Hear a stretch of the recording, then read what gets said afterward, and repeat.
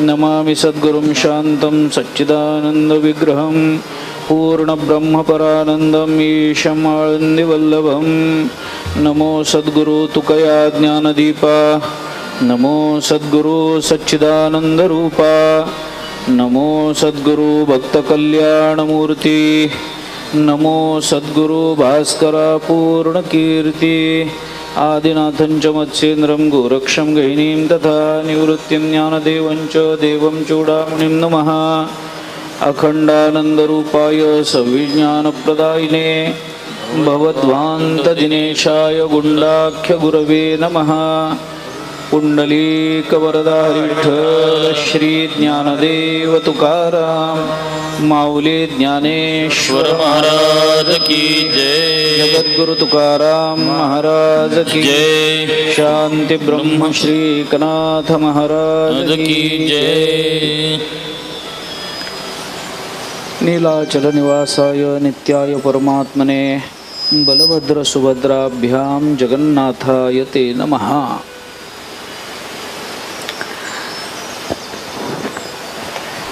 आजपासून आपल्या श्री क्षेत्र जगन्नाथपुरीच्या चरित्र कथेला आपण आरंभ करतो आहोत। यासाठी उपस्थित आपल्या सर्व भाविकांचं, सद्भक्तांचं, सरहृदय श्रोत्यांचं या पुण्य पावन अशा नगरीमध्ये अंतःकरणपूर्वक स्वागत करतो। आपल्या सर्वांच्या चरणी नतमस्तक होतो। या क्षेत्रामध्ये आपल्याला ही कथा करायची आहे। भागवत, रामायण, भागवतातले काही निवडक असे विषय, जसे आपण हरिद्वारला फक्त रासपंचाध्यायीचा विचार केला, मागच्या वर्षी किंवा त्याच्या आधीच्या वर्षी द्वारकेला आपण फक्त एकादश स्कंधाचा विचार केला, तशा काही मर्यादित अशा विषयांना डोळ्यासमोर ठेवून काही चरित्र कथा किंवा काही कथा करावी, असाही एक विचार या कथेच्या आरंभाला सुचवला गेला होता। परंतु जगन्नाथपुरीमध्ये यायचं, या क्षेत्रामध्ये 7-8 दिवस वास्तव्य करायचं आणि या वास्तव्यामधून काही पुण्य अर्जित करायचं असेल, संपादन करायचं असेल, सद्भक्तांच्या दर्शनाचा योग प्राप्त करून घ्यायचा असेल, भगवंताच्या पुण्यपावन अशा दर्शनानं आयुष्य आपलं परिपूर्ण व्यापक करून घ्यायचं असेल, जीवनाची इतिकर्तव्यता करून घ्यायची असेल, तर त्या दर्शनाने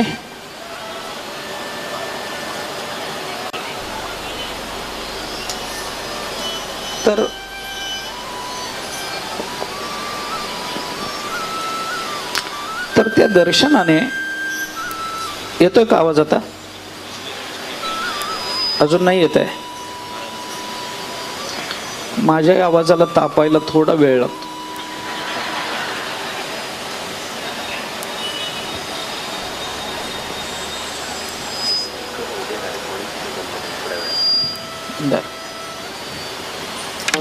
ठीक आहे।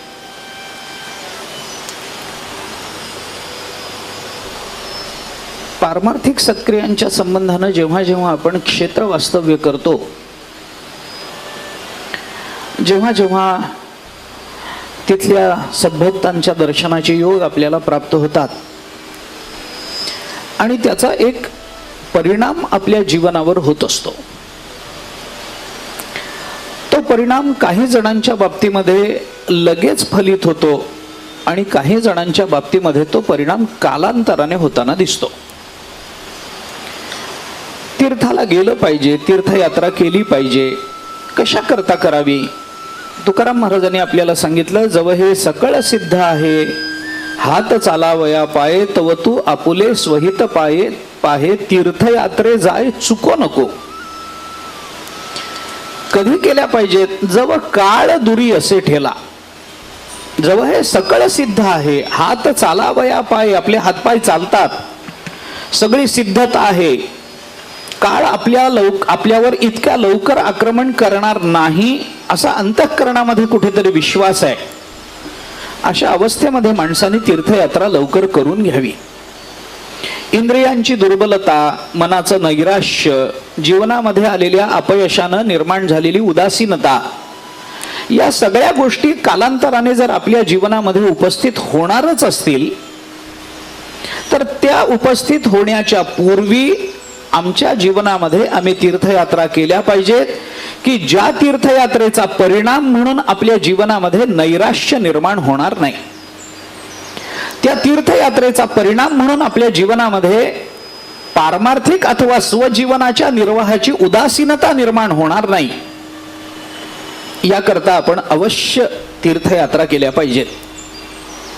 तीर्थयात्रा कशा करता करा, काय करा, तीर्थयात्रेला गेल्यानं काय होतं. आपल्या जुन्या काळामध्ये तर आपल्याला असं स्पष्ट रूपानं सांगण्यात आलं की तीर्थयात्रा करत राहा, फिरत राहा, देवदेवतांचं दर्शन घेत राहा. त्याचा परिणाम काय होतो? केल्याने तीर्थाटन मग येते शहाणपण. आपल्याला हे सांगण्यात आलं. व्यावहारिक दृष्टीनं आपल्या जीवनामध्ये येणारं शहाणपण हे तीर्थयात्रेतून येतं. त्याची थोडी दुसरी बाजू जर सांगायची झाली तर तीर्थयात्रेने आपण व्यावहारिक दृष्टीने का होईना शहाणे होतो असं म्हणण्याचं कदाचित एक सुप्त कारण असं असावं की बहुतेक तीर्थामध्येच आपल्याला फसवलं जाण्याची शक्यता जास्त असते. त्यामुळे शहाणपण येण्याचे योग तिथं जास्त आहेत. मनुष्य फसल्याशिवाय शहाणा होत नाही, मनुष्य चुकल्याशिवाय शहाणा होत नाही. केल्याने तीर्थाटन मग येते शहाणपण आपण लहानपणापासून ऐकत आलो. पण हे शहाणपण कोणतं, कोणत्या अर्थाने? या अगदी लौकिक विचारापासून थोडंसं लांब जाऊन तीर्थयात्रेचा आपल्या जीवनावर होणारा पारमार्थिक परिणाम काय आहे याचाही थोडासा विचार आपण केला पाहिजे. का तीर्थयात्रेत जा? 2-3 गोष्टी त्याच्याकरता खूप महत्वाच्या असतात. अगदी सरळ साधा विचार करायचा झाला तर वेगवेगळ्या तीर्थामध्ये असणाऱ्या वेगवेगळा विग्रह धारण करून राहणाऱ्या भगवंताचं वेगवेगळ्या विग्रहातलं दर्शन आमच्या जीवनाला परमार्थ प्रवृत्त करतं. कारण आपल्या जीवनामध्ये कोणतं रूप, भगवंताचं कोणतं रूप आपल्याला मोहित करेल, कोणत्या रूपाची ओढ अंतःकरणाला लागेल, कोणतं रूप आपल्याला आकर्षित करून घेईल आणि ज्या रूपाबद्दलची तन्मयता, ज्या रूपाबद्दलची आसक्ती आणि ज्या रूपाबद्दलची अत्यंत प्रीती आपल्या अंतःकरणामध्ये निर्माण होईल याचा कोणताही नियम कुणालाही निश्चितपणाने सांगता येत नसतो. म्हणून आपल्याकडे वेगवेगळे प्रवाह आहेत विचाराचे, वेगवेगळे संप्रदाय आहेत. गणपत्य संप्रदाय वेगळा आहे, शैव संप्रदाय वेगळा आहे, वैष्णव संप्रदाय वेगळा आहे. या संप्रदायातला वेगवेगळा विग्रह त्या भाविकांना आकर्षित करत राहतो. त्या भाविकांना ती उपासना करण्यात आनंद निर्माण करत राहतो. सगळ्यांनाच एक प्रकारचा देव सगळ्यांना आवडेल पण देवाचं रूप एकच एक सगळ्यांना आवडेल असं सांगता येत नसतं. वेगवेगळ्या तीर्थक्षेत्रामध्ये वेगवेगळा विग्रह धारण करून भगवंताचं वास्तव्य होत असतं आणि त्या विग्रहाच्या दर्शनाने आपल्या जीवनामध्ये कदाचित भगवंताच्या चरणाबद्दलची प्रीती निर्माण होण्याचं किंवा वृद्धिंगत होण्याचं काम होऊन जातं. याच्याकरता वेगवेगळी दर्शनं घेत राहा. आपण पंढरपूरला आलो, आपण पांडुरंगाचं दर्शन घेतो. आपण त्र्यंबकला गेलो, आपण तोच परमात्मा पण त्र्यंबक राजाच्या रूपामध्ये त्याचं दर्शन घेतो. तोच परमात्मा अन्य क्षेत्रामध्ये आपण वृंदावनात वगैरे गेलो तर कृष्ण रूपानं त्याचं दर्शन होतं. तोच परमात्मा आपण अयोध्येत गेलो, आपण नाशिकला गेलो तर काळ्या रामाच्या रूपानं आपल्याला तो परमात्मा दर्शन देत राहतो. याच्यातला कोणता विग्रह, याच्यातलं कोणतं रूप आपल्या जीवनाला परिपूर्ण बनवेल, त्या रूपाची आसक्ती अंतःकरणामध्ये निर्माण होईल आणि त्या रूपासक्तीनं वृद्धिंगत होणाऱ्या भक्तीनं आपलं जीवन परिपूर्ण होऊन जाईल, आनंदमय होऊन जाईल, हे सांगता येत नसतं. कुणाला कोणतंही रूप आवडू शकतं. त्या त्या रूपाचा अनुभव घेण्याकरता, त्या त्या रूपाचं दर्शन घेण्याकरता, विविध रूपांमध्ये परमात्म्याला पाहण्याकरता तीर्थयात्रा केल्या पाहिजेत. एक. दुसरा एक विचार या संबंधामध्ये, अगदी धावता विचार सांगतो. आज प्रारंभाचाच दिवस आहे, प्रस्तावना करणं मला आवश्यक आहे. थोडी प्रस्तावना करतो या विषयाची. दुसरा एक विचार आपण या संबंधामध्ये जर केला तर आपण तीर्थयात्रा केल्या पाहिजेत. कारण तीर्थयात्रांमध्ये जसं भगवंताचं वेगवेगळ्या रूपातलं दर्शन आपल्याला होतं, तसं त्या त्या रूपाबद्दल अंतःकरणामध्ये नितांत श्रद्धा धारण करणारे संत महात्मे त्याच क्षेत्रामध्ये त्या रूपाच्या नित्य आनंद प्राप्ती करता वास्तव्य करत असतात. त्यामुळे भगवंताचं दर्शन आम्हाला वेगवेगळ्या रूपात होईल, हे जसं होणारच आहे, तसं त्या त्या क्षेत्रामध्ये गेल्यानंतर आपल्याला त्या त्या क्षेत्रामध्ये त्या त्या भगवंताची अर्चना करणारे, त्या त्या भगवंताचे गुणानुवाद करणारे, त्या त्या भगवंताचे लीला सांगणारे, त्या त्या भगवंताचा अनुभव घेणारे आणि त्या त्या रूपातल्या भगवंताच्या लीलांमध्ये भगवंताबरोबर सहभागी होणारे असे अनेक भक्त वास्तव्याला राहिलेले दिसून येतात.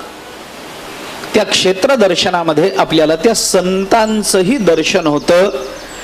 थोडंसं न पटणारं वाक्य बोलायचं झालं तर एक वेळ देवाचं दर्शन नाही झालं तरी चालेल, पण संत महात्म्यांचं दर्शन जीवनामध्ये घडलंच पाहिजे. आपण वारकरी आहोत. आपला वारकरी संप्रदाय संतांना मानणारा संप्रदाय आहे. मी अभिमानानं अभिनिवेशानं बोलतो अशातला भाग नाही, किंवा जे बोलतो तो अर्थवादही कृपा करून आपण समजू नका. त्याच्यात कदाचित भक्तीच्या दृष्टीने प्रौढीवाद तुम्हाला म्हणता येईल, पण हे बोलण्याचं धाडस मी नक्की करतो की एक वेळ आम्हाला परमात्मा पांडुरंगराय भेटले नाहीत तरी चालेल, पण तुकोबारायांच्या दर्शनाची आस, ज्ञानोबारायांच्या दर्शनाची आस अंतःकरणात राहिली पाहिजे. त्याचं कारण सरळ आहे. अगदी सरळ भावनेच्या भूमिकेतून बोलायचं झालं तर परमात्मा भेटल्यावर संत भेटतीलच याची शाश्वती देता येत नाही, पण संत भेटल्यानंतर परमात्मा भेटेलच भेटेल याचा विश्वास मात्र नक्की देता येतो. परमात्म्याजवळ संत राहतात की नाही माहिती नाही, पण संतांजवळ मात्र परमात्मा नक्की राहतो, नक्की राहतो. भगवंतानी स्वतःनी ज्ञानेश्वरीमध्ये आपल्याला याचा खुलासा करून दिलाय. मी फक्त ओवी आपल्याला स्मरण म्हणून सांगतो, मला आता त्याचा विस्तार करायचा नाहीये. पण भगवंताच्या मुखातून बोलत असताना ज्ञानोबारायांनी 9व्या अध्यायाच्या सुरुवातीला आपल्याला हे सांगून ठेवलं, वैकुंठी तो मी नसे, एक वेळ भानुबिंबही न दिसे, योगियांची मानसे उमरडोनी जाय, परी तयापाशी पांडवा, मी हरपला गिवसावा, जेथ नामघोष बरवा करीती माझा.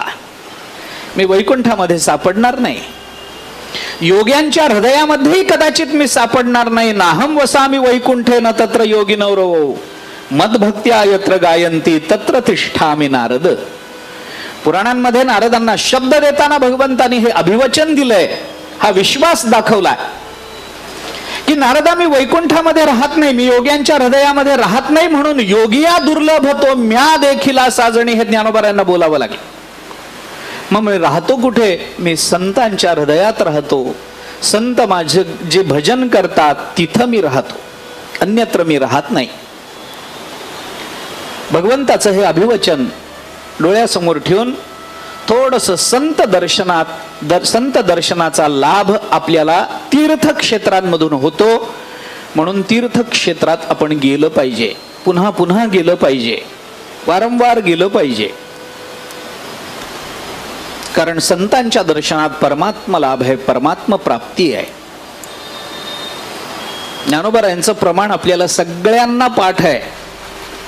हरिपाठामध्ये रोज म्हणतो आपण, संतांचे संगती मनोमार्गे गती, आकळावा श्रीपती येणे पंथे. संतांचे संगती मनोमार्गे गती, आकळावा श्रीपती येणे पंथे. कोणत्या पंथे? संतांचे संगती येणे पंथे श्रीपती मनोमार्गे आकळावा, असा अन्वय. मनोमार्गे याचा अर्थ मनाला प्रचंड वेग आहे. मन किती चंचल आहे, मन किती धावतं, मन किती वेगाने धावतं, याच्याबद्दलचे खुलासे मला आत्ता करायचे नाहीत. पण मनाला वेग आहे. आपण आपल्या घरापासून जवळजवळ 2000 किलोमीटर लांब आलोय. 2-2 दिवसाचा प्रवास केलाय. 2 तासाचा विमानाचा प्रवास करून उतरलो आपण. 2000 किलोमीटर लांब आलो. या 2000 किलोमीटर करता आपल्याला 2 दिवस 2.5 दिवस घालवावे लागलेत. मान्य आहे. श्री क्षेत्र जगन्नाथपुरीला आपल्या गावातून येण्याकरता आपल्याला 2000 किलोमीटर करता 2.5 दिवस लागले. आपण इथे आलो, मंडपामध्ये बसलो आणि बसल्या बसल्या मनामध्ये विचार आला, घरातून निघताना कुलूप लावलंय पण ओढून बघायचं राहिलंय. गेलं ना मन, क्षणार्धात कुलपात गेलं, घरात गेलं ना, इतक्या वेगाने मन धावतं. म्हणून बाकीची साधनं तुम्हाला भगवत प्राप्ती करून देणार नाहीत का? देतील. ज्ञान तुम्हाला परमात्मा स्वरूप करणार नाही का? करणार. ज्ञानादेव तू कैवल्यम, उपनिषदाने आपल्याला सूत्र दिलंय. ज्ञानानेच आपल्याला स्वरूपाची प्राप्ती होते. ज्ञाने विणे के उपाय करीसी जितुके जे गुंथिसी अधिके रुखी ये, ज्ञानोबरा बोलतात. योगानं परमात्मा होतो प्राप्त, भक्तीनं होतो प्राप्त. अन्य काही साधना असतील, अष्टांग योग असेल, हठयोग असेल, भगवत प्राप्ती करता हे सगळे आवश्यक असतील कदाचित, परंतु या सगळ्या साधनांनी प्राप्त होणारा परमात्मा कालांतराने प्राप्त होतो. पण संतांची संगती तिथं मात्र मनोमार्गे श्रीपती आकळावा. पण तिथं मात्र क्षणार्धात परमात्मा प्राप्ती. संत दर्शनी हा लाभ पद्मनाभ जोडला. नुसत्या दर्शनाने हा लाभ आहे. तीर्थक्षेत्रात गेलं पाहिजे. संत दर्शनाचा आनंद, संत दर्शनाने प्राप्त होणारी जीवनाची धन्यता आपल्याला क्षेत्रामध्ये अनुभवता येते. आणखीन एक विचार आपल्याला करता येतो. क्षेत्रात जा. क्षेत्रात परमात्म्याची विभिन्न रूप आहेत. त्या विभिन्न रूपातलं कुठलं तरी रूप आपल्या जीवनाला बदलून टाकेल. त्या रूपाचं आकर्षण चित्तामध्ये निर्माण होईल. त्या रूपाबद्दल अत्यंतिक प्रीती, नारद महर्षीने वापरलेला शब्द म्हणूनच रूपासक्ती असाच आहे. ती रूपासक्ती निर्माण होईल. न चायात कृष्णो यदि सखित वाग कथमिदम मुधा मारोदीर्मे कुरु परमिमाम उत्तर कृतेम तमालस्य स्कंधे विनिहित भुजा वल्लरीरियम यथा वृंदारण्ये चिरम अविचला तिष्ठति तनुः. राधा बोलते. रूपाची आसक्ती काय असते याचा विचार आहे. राधा बोलते. राधेच्या उत्तर कालामध्ये, उत्तरायुष्यामध्ये वृंदावनामध्ये तमाल वृक्षाच्या बुंध्याला टेकून बसलेली राधा कृष्ण चरणाच्या चिंतनामध्ये निमग्न आहे. कृष्ण कृष्ण कृष्ण कृष्ण नाम मुखातून बंद होत नाही. गलित गात्र झालेली आहे. कृष्ण नामामध्ये, कृष्ण दर्शनाच्या चिंतनामध्ये अथवा कृष्ण रूपचिंतनामध्ये ती इतकी गुंतून गेलेली आहे, इतकी निमग्न झालेली आहे की तिला स्वतःच्या देहाचं भान नाही, अंगावरच्या कपड्याचं भान नाही. ती किती दिवस जेवली नाहीये तिला माहिती नाहीये. पण नामामध्ये निमग्न झालेली राधा इतकी कृश झालेली आहे की तिच्या हातातल्या बांगड्या कधी हातातून गळून गेल्या आहेत हेही तिला माहिती नाही आहे. तिच्या केसांना तेल लागलं नाही, तिच्या केसांना कंगवा लागलेला नाही आहे. तिच्या केसामध्ये भगवंतानी माळलेली फुलं कधीच गळून पडली केसातून. तिला ना देहाचं भान आहे, ना तिला कालाचं भान आहे, ना तिला व्यक्तीचं भान आहे, ना तिला देशाचं भान आहे. वृंदावनामध्ये एका तमाल वृक्षाच्या बुंध्याला टेकून डोकं वर करून डोळे बंद करून राधा अखंड कृष्ण चिंतनामध्ये आहे. शरीराकडे बघितलं तर हे शरीर कोणत्याही क्षणी पडू शकेल इतकं कृश झालेलं आहे. आणि राधेला हे कळालेलं आहे की बहुतेक आपलं आयुष्य संपलेलं आहे, आपला देहपात होणार आहे. तिला भेटायला आलेली तिची एक सखी, तिची एक मैत्रीण, वृंदावनामध्ये यमुनेवर पाणी भरायला आलेली ललिता तिचं नाव आहे. आणि ती राधेला असं टेकून बसलेली, डोळे बंद आहेत, मान वर झालेली आहे, कृश झालेली आहे, ओळखू न येण्यासारखी राधा झालेली आहे. हे कळून ती ललिता राधेजवळ गेली आणि राधेला तिने विचारलं, हलवून विचारलं, राधे काय चाललं ग, अशी का बसलीयस? राधा म्हणाली, काही नाही, अशी बसली नाहीये, आता अशीच जाणार आहे. ललिता म्हणाली, असं का म्हणतेस? राधा म्हणाली, गोकुळ सोडून गेल्यापासून त्याने माझ्याकडे पुन्हा वळून बघितलं नाही, पण त्याचं रूप माझ्या डोळ्यासमोरून कधी हललं नाही, त्याचं नाम माझ्या मुखातून कधी गेलं नाही. अखंड अखंड त्याचं नाम चालू आहे. आता त्या नामचिंतनामध्ये, त्या रूपचिंतनामध्ये माझा देह पडला तर माझी तक्रार पण नाही आहे. ललिता म्हणाली, असं म्हणू नकोस, मरणाच्या गोष्टी करतेस कशाला? अगं, मी आत्ता जरी जाऊन कान्होबाला सांगितलं ना तर तो धावत येईल त्याच्या राधे करता. राधा म्हणाली, जाऊ नकोस, येणार नाही, कारण वियोगाचं दुःख आणि त्याही पलीकडे असलेलं विरहिणीचं सुख हे त्यालाही कळतं आणि मलाही कळतं. वियोगाचं दुःख सामान्य जीवाला कळतं, पण विरहिणीचं सुख भोगायला संतच व्हावं लागतं, सगळ्यांना कळत नाही. वियोगाच्या दुःखामध्ये लिप्त झालेली अनेक माणसं आहेत. व्यवहारामध्ये सुद्धा अत्यंतिक अनुकूल, अत्यंतिक प्रिय वस्तूच्या वियोगामध्ये अथवा व्यक्तीच्या वियोगामध्ये जीवनामध्ये नैराश्य येऊन आत्महत्येचं पाऊल उचलणारे लोक या जगतामध्ये नाहीत असं समजू नका. पण वियोगाकडे विरह म्हणून बघणं आणि त्या विरहाला भगवंताचा अधिकरण देऊन त्या विरहातला सुद्धा आनंद भोगता येणं, याच्याकरता ज्ञानेश्वर महाराजच व्हावं लागतं, याच्याकरता राधाच व्हावं लागेल, याच्याकरता कृष्णच व्हावं लागेल. राधा म्हणाली, जाऊ नकोस, कारण तू वियोग घेऊन त्याच्याकडे जाशील आणि तो विरहिणीच्या आनंदात निमग्न असेल. गंमत अशी असते, आनंदामध्ये निमग्न असणाऱ्यांना दुःखाची चर्चा करणं हे आवडत नसतं. विरहिणीच्या आनंदात परमात्मा आहे, कृष्ण आहे, आणि तू त्याच्याकडे विरहाचं दुःख घेऊन चाललेली आहेस. आनंद विभोर झालेल्यांना दुःखाची जाणीव करून देण्यामध्ये त्यांच्या अंतःकरणात क्रोध निर्माण केल्याचं पाप आपल्याला लागतं, करून देऊ नये. आनंदी असणाऱ्या माणसाला, म्हणून आपल्याकडे या जुन्या पद्धती आहेत. पानावर माणसं बसली की कोणी गेल्याची बातमी सांगत नाही. आपण पाळतो ना हे नियम. अहो, पानावर बसलाय तो, जेवतोय, कशाला आत्ताच त्याला सांगता? हे का म्हणतात असं?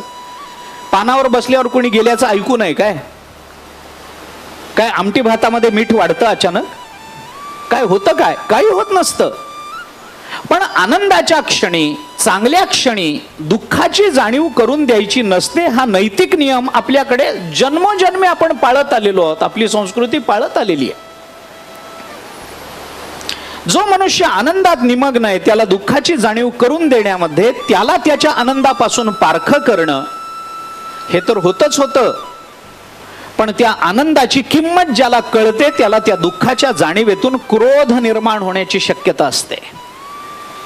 राधा ललितेला म्हणाली, तू त्याच्याकडे जाऊ नकोस, कारण तो माझ्या विरहाचं सुख भोगतोय, आणि ते सुख भोगत असताना जर तू त्याला वियोगाच्या दुःखाचं स्मरण करून देशील तर तो रागावेल, तुला हाकलून देईल त्याच्या दरबारातून. जाऊ नको. ललितेने ऐकलं नाही. ललिता तशीच गेली, भगवंतासमोर जाऊन उभी राहिली. तिला वाटलं आपण गोकुळातून आलो म्हणल्यावर भगवान स्वागत करतील. पायातळी अंथरी तो जीव आपला असं करतील. ललिता दरबारात गेली, भगवंताला सांगितलं, कान्होबा इथं बसलास, अरे राधेचा प्राण चाललाय. भगवंताने पहिला प्रश्न तिला विचारला, तुला आत सोडलं कुणी? कोण आहेस तू? मला ओळखलं नाही. काय संबंध? काही संबंध नाही, ओळखत नाही. बर मला नको ओळखू, पण तुझ्या प्रिय राधेचा जीव चालला, प्राण चालला. भगवंताने तिला विचारलं, कोण राधा? ओळखत नाही, काही संबंध नाही. आणि संबंध नसणाऱ्या माणसाचा जीव गेला, मला काय वाईट वाटायचंय त्याचं? चल चालती हो माझ्या दरबारात. अपमान केला, हकलून दिलं. अंतर्मुख झालेली ललिता, नाही म्हटलं तरी अपमानानं त्रासित झालेली ती ललिता त्याच पावली माघारी आली. बरोबर कृष्ण नाही हे बघितल्यावर राधेने विचारलं, मी सांगितलं होतं ना तुला, तू त्याच्याकडे जाऊ नको, त्याच्या ठिकाणी क्रोध निर्माण करू नको. मग करू काय? राधा म्हणाली, आता एक काम कर, मुधा रोधीर मे कुरु परमिमाम उत्तर कृतीम. माझी उत्तर क्रिया कर. माझं प्राण जाणार आहे, पण माझी उत्तर क्रिया तू कर. आता कशी करायची? उत्तर क्रिया कशी करू? घरी नेते, सगळ्यांना कळवते, नातेवाईक येतील, रडारड होईल, मग अंत्ययात्रा निघेल, मग दहन होईल. नाही नाही नाही नाही नाही, ही उत्तर क्रिया तू करायची नाहीयेस. याच्याकरता मी तुला बोलतच नाहीये. राधेने ललितेला असं सांगितलं, माझी उत्तर क्रिया तू कर. कशी करायची? त्यांनी सांगितलं, तमालस्य स्कंधे विनिहित भुजा वल्लरीरियम यथा वृंदारण्ये चिरम अविचला तिष्ठती तनुः. राधा म्हणाली, काही नाही, आता तो मला भेटणार नाही, तो माझ्याकडे येणार नाही. मलाही विरहिणी माहिती आहे, त्यालाही विरहिणी माहिती आहे, तो मला दर्शन द्यायला येणार नाही. पण माझी एक उत्तर क्रिया तू कर. काय करायचंय? नेऊन माझं दहन करायचं नाही. मग मी ज्या तमाल वृक्षाला टेकून बसलेली आहे, त्या तमाल वृक्षाला माझं शरीर घट्ट बांधून टाकायचं आहे, दोरीनं बांधायचं नाही. मग तमाल वृक्षाच्या या बुंध्याला माझं शरीर असं हाताने आलिंगन दिल्यासारखं आवळायचं. माझा प्राण तर जाणारच आहे, आता तू बाकीची चिंता करू नकोस. आणि दोरीनं बांधायचं नाही, माझ्या हातानेच त्या तमाल वृक्षाची गाठ बांधायची. हाडं मोडली मोडू दे, चिंता करू नको, हात तुटला तुटू दे, पण माझ्या हाताची अशी गाठ बांधून त्या तमाल वृक्षाला माझं शरीर करकचून बांधून टाकायचं. असं कशा करता? राधेने त्याचं कारण फार छान सांगितलं. राधा म्हणाली, माझा प्राण जाताना तरी तो मला दिसणार नाही, हे जरी खरं असलं तरी निदान मरताना तरी त्याच्या रंगाला मिठी मारून मेल्याचं समाधान मला राहील. म्हणून तमाल वृक्षाचा बुंधा काळा असतो, या काळ्या रंगाला मिठी मारून मी मेले याचं समाधान मला राहील. ही रूपासक्ती आहे, ही रूपाची आसक्ती आहे. भगवंताच्या कोणत्या विग्रहानं आमच्या अंतःकरणामध्ये प्रेमाची कशी ठिणगी पडेल माहिती नाही. कुणाला द्वारकेचं रूप आवडेल, कुणाला जगन्नाथपुरीचं रूप आवडेल, कुणाला पंढरपूरचं रूप आवडेल, कुणाला अयोध्येचं रूप आवडेल, कुणाला सगळीच आवडतील, कुणाला ह्याच्यातलं कोणतंच आवडणार नाही, गणपतीचं आवडेल. कुठलंही आवडू दे, आहे ते एक परब्रह्म आहे. आम्हाला त्या परब्रह्माच्या प्राप्ती करता ज्या मार्गाने जाणं आवश्यक आहे तो हा सगुणाच्या उपासनेचा मार्ग आहे. पण निर्गुणाच्या यथार्थ ज्ञानानंतरही ज्याच्यातलं सुख तिळमात्र कमी होत नाही अशी सगुण साकाराच्या विग्रहाची उपासना आमच्या वारकरी संप्रदायाने आमच्यापर्यंत आणून पोचवून दिलेली आहे. निर्गुणाच्या ज्ञानानंतरही सगुण साकाराच्या रूपाची आसक्ती कमी होत नाही. निर्गुण निराकाराच्या यथार्थ ज्ञानानंतरही सगुण साकाराची उपासना कमी होत नाही. ज्ञानानंतरही ज्ञानोबारायांची भक्ती चालूच आहे. ज्ञानानंतरही नाथ महाराज अजूनही तीच उपासना करतात. तुकोबाराय अजूनही तीच उपासना करतात. त्यामुळे तीर्थक्षेत्रामध्ये भगवत दर्शनाबरोबर संत दर्शन याच्याने मानवी जीवनाची कृतार्थता निर्माण होणार आहे, मानवी जीवनाचा उद्धार होणार आहे. याच्याकरता जा. फार पुढचं सांगितलं. काय ज्ञान होईल आम्हाला न होईल माहिती नाही, आम्हाला अजून अंतःकरण शुद्ध नाही. मग अंतःकरण शुद्ध करायचं आहे का? मग त्याच्याकरता एक काम करा, तीर्थयात्रा करा. कारण का? तीर्थयात्रा करण्याने अंतःकरणाचीही शुद्धी होते. कशी होते? त्याची एक प्रक्रिया आहे, त्याचा एक मार्ग आहे. आज आपण म्हणतो तीर्थयात्रा खूप सोयीच्या झाल्या. जुन्या काळामध्ये तेवढ्या त्या सोयीच्या नव्हत्या. काशीला जाणारा मनुष्य जुन्या काळामध्ये काशीला जायला म्हणून निघाला, बद्री केदारला जायला म्हणून निघाला तर घरातले लोक रडून घ्यायचे, कारण हा पुन्हा भेटेल, याचा देह तरी पुन्हा आपल्यापर्यंत येईल याची शाश्वती नसायची. त्याही पूर्वी पंढरपूरला जाणाऱ्या लोकांना सुद्धा अंतिम निरोप दिला जायचा, कारण सोपं नव्हतं, काहीच सोपं नव्हतं. तरीही त्या काळामध्ये लोक ते करायचे. आज खूप सुविधा झाल्या असं आपण म्हणतो, खूप सुविधा झाल्या. थोडस स्पष्ट बोलतो आपण, सगळे मला क्षमा कराल. आजही जुनी माणसं हे बोलून दाखवतात. कदाचित नवीन लोकांना याच्याबद्दल सहमती नसेल या विचाराची, पण जुने लोक अजूनही हे म्हणून दाखवतात आणि अगदी आग्रहानं प्रतिपादन करतात की महाराज, परमार्थातले लोक वाढले हो, पण परमार्थ नाही वाढला. कदाचित नवीन लोकांना पटणार नाही पटलं तरी आता मला त्याच्याशी कर्तव्य नाही, पण जुने लोक हे बोलून दाखवतात. जुन्या काळी लोक, परमार्थातले लोक कमी होते, पण परमार्थ तीव्रतेचा होता. आता परमार्थाची संख्या वाढली. काय त्याला इंग्रजीमध्ये काय, क्वालिटी अँड क्वांटिटी असं म्हणतात ना. क्वांटिटी वाढली, क्वालिटी कमी झाली असं म्हणतात ना लोक. का झालं असेल होय? याचं धर्मशास्त्रीय हे कारण आहे की आमच्या तीर्थयात्रेमध्ये सुविधा फार निर्माण झाल्या. धर्मशास्त्राचं म्हणणं असं आहे की आपण जेव्हा तीर्थयात्रा करतो, आपण एखाद्या तीर्थामध्ये राहतो, त्या तीर्थामध्ये भगवत दर्शन करण्याचा प्रयत्न करतो, त्या तीर्थाची परिक्रमा करण्याचा प्रयत्न करतो. त्या तीर्थामध्ये कदाचित आपल्याला ओळखणारं कोणी नसतं. जुन्या काळामध्ये तर हॉटेल वगैरे पण नव्हते. आपल्या बरोबर नेलेलं आपले अन्न, आपली शिदोरी कदाचित रस्त्यात संपून जायची. तिथं आम्हाला ओळखणारं कोणी नाही, कदाचित उपास घडायचा. नुसत्या तीर्थातून वाहणाऱ्या नदीच्या पाण्यावर राहावं लागायचं. पण त्यांचा परमार्थ कडेला गेला. का गेला? कारण धर्मशास्त्राचं हे म्हणणं आहे की आपण जेव्हा तीर्थात जातो, तीर्थात वास्तव्य करतो, ते वास्तव्य केल्यानंतर तिथल्या भगवत दर्शनाचा प्रयत्न करतो, 2-4 वेळेला अपयश पदरात पडतं, तिथली परिक्रमा करताना पाय भाजतात, तिथल्या परिक्रमेमध्ये कदाचित काटे पायामध्ये रुततात, कदाचित आणखीन काही त्रास होतो, कदाचित ठेच लागते, कदाचित योग्य व्यवस्था होत नाहीत, कदाचित सगळंच समाधानकारक मिळत नाही, कदाचित रस्त्यामध्ये दरोडेखोर अडवतात, वाटमार करणारे लोक आपल्या जवळचं सगळं काढून घेतात, आपल्या जवळ काहीही शिल्लक राहत नाही, कोणत्याही व्यवस्थेची आशा अंतःकरणात राहत नाही, परत जाणं होईल का नाही याचा विश्वासही निर्माण होत नाही, देता येत नाही. अशी परिस्थिती जेव्हा निर्माण होते तेव्हा धर्मशास्त्र म्हणतं याचे 2 परिणाम माणसाच्या चित्तावर होतात.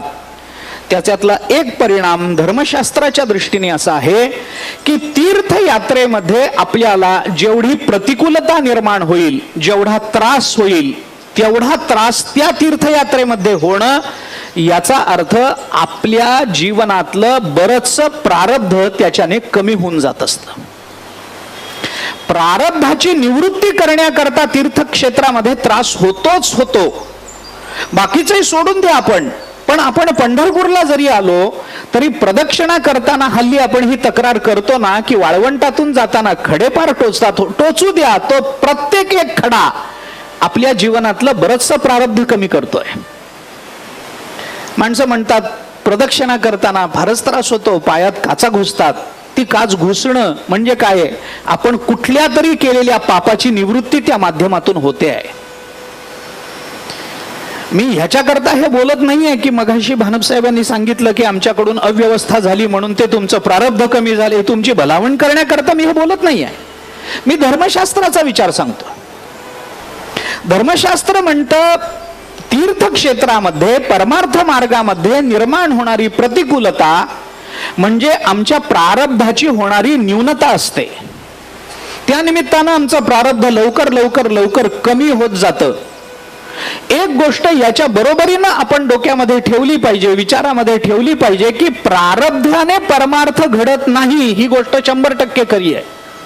प्रारब्धाने प्रपंच घडेल, प्रारब्धाने परमार्थ घडत नाही. परमार्थ दोनच गोष्टीने घडतो, परमात्मा आणि संतांवरचा विश्वास आणि अथक प्रयत्न, याच्यानेच परमार्थ सिद्धीला जातो. परमार्थ सिद्धीला जाण्याचा तिसरा मार्ग नाही. प्रयत्न आणि श्रद्धा या दोन्हीनेच आमचा परमार्थ पूर्णतेला जाईल. प्रयत्नाविना प्रारब्धावर अवलंबून राहणाऱ्यांचा परमार्थ कडेला जात नाही. प्रारब्धाने होतो तो प्रपंच, प्रयत्नाने होतो तो परमार्थ. आपण जागेवर बसून राहिलो ना आमच्या प्रारब्धात असेल तर कदाचित तिकडचं अन्न इथं वाढलं जाईल. प्रारब्धात असेल तर जागेवर बसून अन्न मिळेल. पण प्रारब्धात आहे म्हणून काही न करता ज्ञानेश्वरी पाठ होणार नाही. पण प्रारब्ध आहे म्हणून आपल्याला जागेवर बसून परमात्मा भेटणार नाही. नामदेव यांची कृपा होणार नाही, नाथ महाराजांची कृपा होणार नाही. उगीच जागेवर बसून राहिलो म्हणून चोखोबाराय दर्शन देणार नाहीत. त्यांच्या दर्शनाकरता आम्हाला जन्म जन्म घालवावे लागतील, प्रयत्न करावा लागेल. कारण परमार्थ हा वस्तुतंत्राने चालतो, प्रपंच पुरुषतंत्राने चालतो. जाऊ द्या, आत्ता मला तो विचार सांगायचा नाहीये. प्रारब्धाचा तशा अर्थाने परमार्थाशी संबंध नाही, गोष्ट खरी आहे. पण त्याची संगती अशी आहे की प्रारब्धाने जर प्रपंच होत असेल तर प्रारब्धाने अनुकूल होणारा प्रपंच हाही आमच्या परमार्थातला प्रतिबंध ठरतोच आहे ना. प्रत्यक्ष प्रारब्ध जरी परमार्थामध्ये प्रतिबंध नसेल तरी प्रारब्धाने निर्माण होणारा प्रपंच, तो प्रपंच आमच्या परमार्थामध्ये प्रतिबंध ठरू शकतो. ते प्रारब्ध जर कमी कमी कमी कमी होत जाईल तर त्याच्याने हळूहळू हळूहळू आमच्या पापांची निवृत्ती होत राहील. ज्या पापांच्या निवृत्तीमुळे आमच्या अंतःकरणाला विशुद्धता प्राप्त होईल. एक, जुन्या काळामध्ये तीर्थयात्रेत त्रास होत होता म्हणून जुन्या काळचा परमार्थ अतिशय ताकदवान होता, अतिशय विशुद्ध होता. का विशुद्ध होता? कारण त्यांच्या तीर्थयात्रेत त्यांना त्रास होत होता म्हणून. झालेल्या त्रासाची तक्रार नाही, कुणाकडे करणार, काय करणार. एक. दुसरा विचार त्याच्यातला असा आहे, निर्माण होणारी प्रतिकूलता, क्षेत्राला जाताना निर्माण होणारी प्रतिकूलता, क्षेत्रामध्ये राहणाऱ्या संतांच्या दर्शनाने प्राप्त होणारं जीवनामध्ये तीर्थक्षेत्रामध्ये प्रतिकूलता निर्माण होते. प्रतिकूलतेने तत्कालीन का होईना पण वैराग्य प्राप्त होतं. त्या वैराग्यातून होणारं संत दर्शन वैराग्याला दृढ बनवतं आणि दृढ झालेलं वैराग्य आम्हाला जीवनाच्या अशा उन्नत अवस्थेला नेऊन पोचवतं. वितरागिते सारिखा जो जोडोनी ठेविला सखा, तो अगवियाची भूमिका सवेची चाले. ज्ञानोबराय बोलता. हे वैराग्य सोपं नाही, नवे वैराग्य सोपारे मज बोलता न वाटे खरे, तुकोबाराय बोलतात. या वैराग्याची प्राप्ती आम्हाला या तीर्थक्षेत्रामधून होते. तीर्थक्षेत्रामधून प्रारब्धाची न्यूनता होते. तीर्थक्षेत्रामध्ये भगवद विग्रहाच्या नूतन दर्शनाचा लाभ आम्हाला होतो. तीर्थक्षेत्रामधून संत संग आणि संत दर्शनाचा लाभ होतो. तीर्थयात्रा करीत जावी, तीर्थक्षेत्रात जात राहावं. कोणाला सांगणार? आमच्याच महाराष्ट्रातल्या भाविकांना सांगणार. मग ते मला विचारतात, इथले लोक एवढा प्रयत्न करून तिथं घेऊन जायचं आणि तिथं जाऊन इथं जे बोलतो तेच तिथं बोलायचं, मग जाता कशाला? मग जाता कशाला, इथंच बोला ना. काय जी मंडळी तुमच्या बरोबर येणार आहे 3,000 3,500 जी काही आहेत त्यांना तिथंच पंढरपूरमध्ये एकत्रित करा, आळंदीत एकत्रित करा. मी त्यांना सांगितलं आळंदीत एवढी येत नाहीत, पंढरपूरला एवढी येत नाहीत, आम्ही या म्हटलं तर इथं येतात. त्यामुळे मग कशा करता तिथं जायचं. त्याचं कारण आहे, त्याचं कारण आहे. आपण मी उदाहरण तेच देतो. आपण आपल्या घरातल्या मुलांना शिवाजी महाराजांचं चरित्र सांगतो. अफजल खानाचा कोथळा असा बाहेर काढला, आग्र्याच्या ह्याच्यातून तुरुंगातून असे सुटले, अमुक झालं तमुक झालं, हे झालं ते झालं. तानाजी मालुसरे यांचं चरित्र आपण सांगतो, असं झालं तसं झालं, त्या घोरपडीला दोरी बांधून चढले वर, अमुक झालं, उदयभानला मारलं, गड घेतला, गड आला पण सिंह गेला, वगैरे वगैरे आपण सांगतो. आता मला सांगा, आपल्या घरामध्ये बसून आपण जेव्हा ही कथा आपल्या मुलांना सांगतो, मुलांचे डोळे बघा, ते ऐकताना त्यांच्या डोळ्यामध्ये काय चमक असते, ते ऐकताना त्यांना काय समाधान असतं. ते हातावर तुरी देऊन शिवाजी महाराज निसटले म्हणलं की त्यांना किती आनंद होतो. म्हणजे आनंदाने नाचतात, हसतात, आश्चर्य व्यक्त करतात. आता गंमत ही आहे की तानाजीचं चरित्र आपण घरात बसून सांगितलं तर मुलांना असं वाटतं की आपणही असं काही केलं पाहिजे. त्यांचा उत्साह निर्माण होतो, अतिशय उत्सुकता असते. आता काय होईल, पुढे काय होईल. पण हे चरित्र, तानाजीचं चरित्र आपण आपल्या घरात बसून आपल्या मुलांना सांगितलं तर इतका परिणाम आहे. हेच चरित्र जर आपण सिंहगडावर जाऊन सांगितलं तर काय होईल. आग्र्यातून शिवाजी महाराज कसे सुटले हे आपल्या बैठकीत सांगितलं तर मुलांना कळेल, कळणार नाही असं नाही. पण ते जर आपण आग्र्याला जाऊन ते दाखवत जर सांगितलं तर काय परिणाम होईल. परिणाम वेगळा होईल ना, परिणाम वेगळा होईल ना. मग सुभद्रा, बलराम आणि श्रीकृष्णाचं चरित्र पंढरपूरला सांगण्यापेक्षा जर जगन्नाथपुरीला येऊन सांगितलं तर परिणाम वेगळा होणार नाही काय. ज्या त्या क्षेत्राचं एक महात्म्य असतं, त्या त्या क्षेत्रामध्ये ती चरित्र सांगितली जातात. कारण त्या चरित्रामध्ये जे येतं, त्या चरित्रामध्ये ज्या भगवंताचे गुणानुवाद आपल्याला करायचे, ज्या बलराम दादाच्या गुणांचं चिंतन आपल्याला करायचं आहे, सुभद्रेच्या ज्या चरित्राचं चिंतन आपल्याला करायचंय, ते चिंतन झाल्यावर रात्री तीच सुभद्रा माता आम्हाला दर्शन देणार आहे. तेच बलराम दादा आम्हाला मंदिरात गेले की दर्शन देणार आहेत की ज्यांचं चरित्र आम्ही ऐकलंय.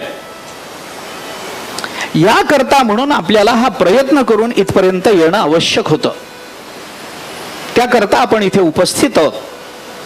जे चरित्र सांगायचंय ते उद्यापासून मी सांगणारच आहे.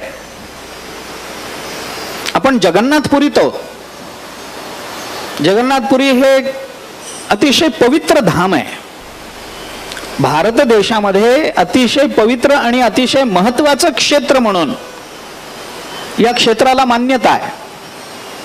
या क्षेत्राचे परिणाम काय, या क्षेत्रामध्ये काय करावं लागतं वगैरे वगैरे हे सगळं आपल्याला आताही सांगितलं गेलं, ते नेहमीच सांगितलं जातं. धर्मशास्त्राचं एक वचन असं आहे,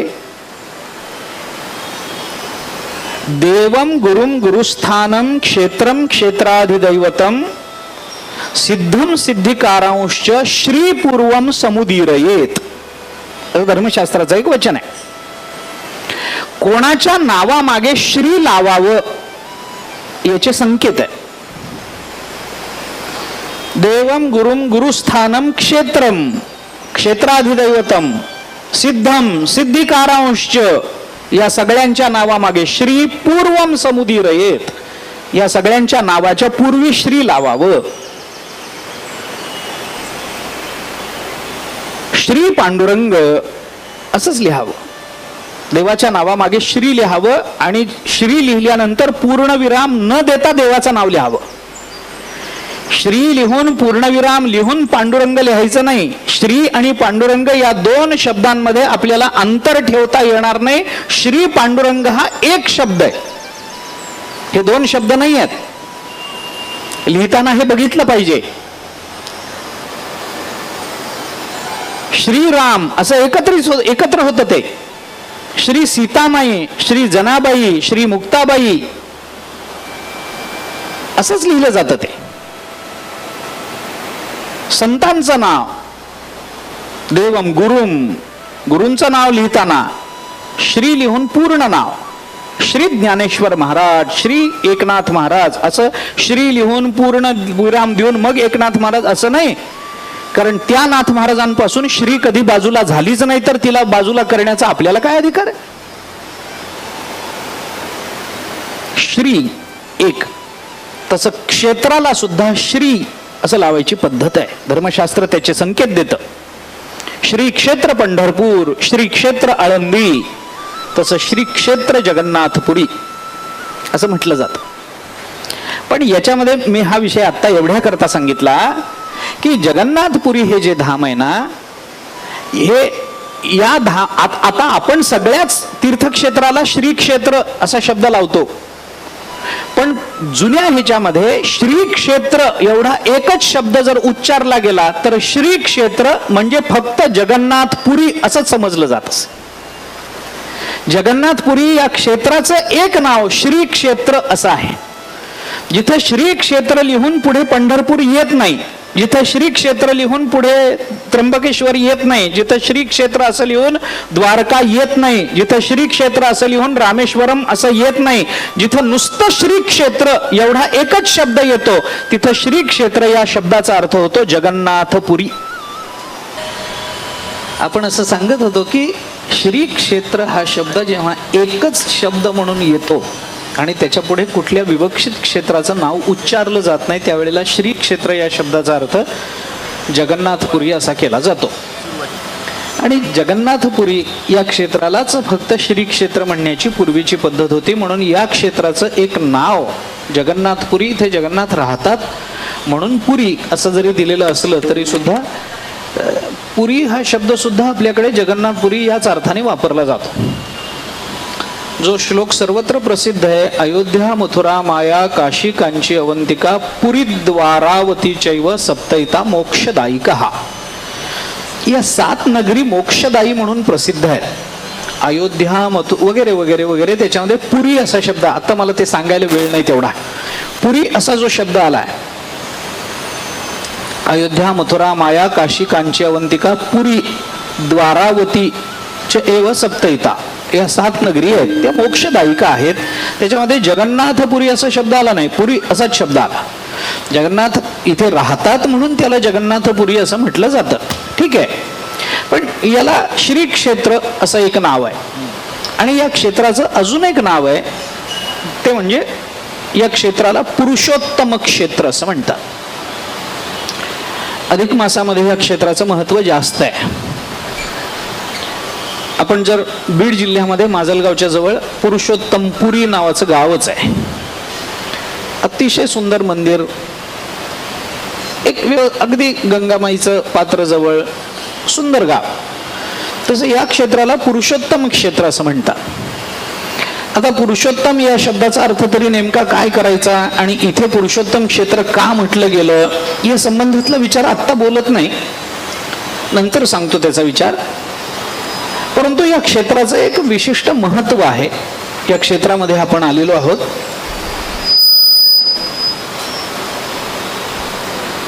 हे जे राज्य आहे ना, ओडिसा जे राज्य आहे, या राज्यामध्ये भगवान विष्णूंच्या 4 क्षेत्रांची विशेषत्वाने चर्चा आहे आणि त्याचं विशेष महत्व आहे. ही 4 क्षेत्र कोणती याच्याबद्दल आत्ताही मला बोलायचं नाही. ही क्षेत्र ठरली याच्यावरून भगवान विष्णूंच्या हातामध्ये जी आयुध आहेत, शंख, चक्र, गदा आणि पद्म, ही 4 आयुध भगवंताच्या हातात आहेत. या 4 आयुधाला धरून या ओडिसा प्रांतामध्ये भगवान विष्णूच्या 4 क्षेत्रांचा विचार केला जातो. त्याच्यामध्ये जगन्नाथपुरी हे क्षेत्र शंख क्षेत्र म्हणून प्रसिद्ध आहे.